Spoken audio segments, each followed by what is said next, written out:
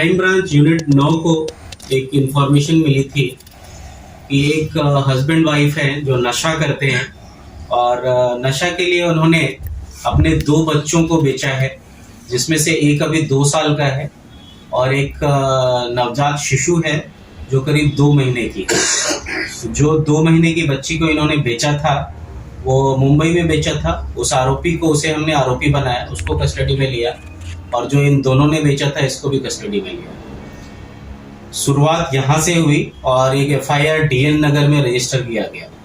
उसके बाद आगे और भी इसमें आरोपी मिले और ऐसा पता चला कि एक ऑर्गेनाइज्ड रैकेट की तरह चल रहा है और इसमें बहुत सारे आरोपी इंटर स्टेट लेवल पे काम कर रहे हैं।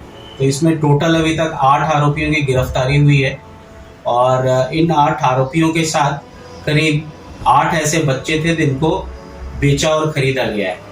आगे टीम इस पर काम कर रही है और इसमें महाराष्ट्र के अलावा बाहर दूसरे स्टेट में भी बच्चों की खरीदी बिक्री हुई है और इसमें संभावना है कि आगे और भी कई आरोपी इसमें आएंगे और जो भी इसमें जिनका भी रोल आता है उनको किसी को भी हमारी इन्वेस्टिगेशन टीम नहीं छोड़ने वाली। सर, ये बच्चों को किसको बेचते थे? जो बच्चे लेते थे वो लोग उन बच्चों का क्या करते थे?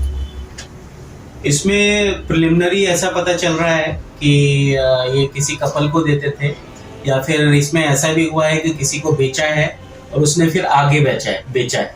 तो एक ऑर्गेनाइज्ड रैकेट है और जो बच्चों का उसमें वेलफेयर है डेफिनेटली वो भी संशयास्पद होता है कि आगे क्या हुआ। तो हमने एक को रिकवर किया तो उसको फिर जो बाल कल्याण समिति होती है उसके थ्रू हमने आगे का प्रोसेस किया और हमारा इसमें यही एम है कि जो बच्चे हैं वो रेस्क्यू हों, उनको गलत तरीके से जिनकी खरीदी बिक्री की गई है और साथ में जो भी आरोपी हैं, जो भी गैंग है, इंटर स्टेट रैकेट है, उसमें जितने भी लोग इन्वॉल्व हैं उन सबको हम केस में आरोपी बनाएंगे और अकॉर्डिंगली आगे का इन्वेस्टिगेशन। सर, इन्हें ऑर्डर कौन दिया करता था बच्चा चोरी करने के? कैसे ऑर्डर मिलते थे और कहाँ से ऑर्डर मिलते थे? किस तरह से करते थे लोग? इसमें जो आरोपी हैं उनके पास ये भी कांटेक्ट में थे जिनको बेचना था या फिर ये रेकी कर रहे थे और जिनको चाहिए था उनसे भी कांटेक्ट हुआ था।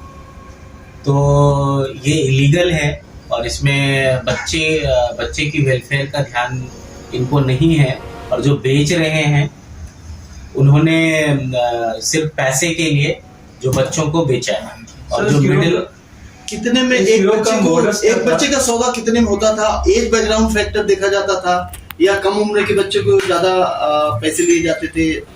इसमें जो हमें पता चला है एक केस में 60,000 में बेचा था, एक में 80,000 में बेचा था, ऐसे ही एक को 16,000 में बेचा था। तो अलग अलग तरह के वो अलग अलग हैं उसमें और वो आगे के इन्वेस्टिगेशन का हमारा पार्ट है कि एग्जैक्टली और भी कितने लोग इन्वॉल्व हैं, कैसे इनका पूरा रैकेट चल रहा है। सर, इनका मोडस क्या था? कैसे पहचान करते थे और कैसे बेचते थे? ग्राहक और बेचने वालों में कैसे होता? तो ये रैकेट है, एक तो जो बेचने वाले हैं वो भी इन्वॉल्व हैं, वो भी आरोपी हैं, जो खरीदने वाले हैं वो भी हैं और मिडल में जितने लोग हैं जो मिडल मैन है ये पूरी तरह से वो नेटवर्क बनाते थे और ये रैकेट चला रहे थे। ये दोनों हर तरफ से कांटेक्ट में रहते थे और उस तरह से ये बच्चों की तस्करी कर रहे थे। जिनका कोई एक तो मास्टरमाइंड होगा जो सबको कोऑर्डिनेट करता होगा। इसमें मास्टरमाइंड कोई एज सच नहीं है, ये पूरा ऑर्गेनाइज्ड रैकेट है जिसमें सब एक के साथ एक दूसरे कनेक्टेड है और एक नेटवर्क है इसमें। और जैसे मास्टरमाइंड की बात कर रहे हैं तो फिलहाल तो एक नेटवर्क है जिसको हम इन्वेस्टिगेट कर रहे हैं, उसमें अभी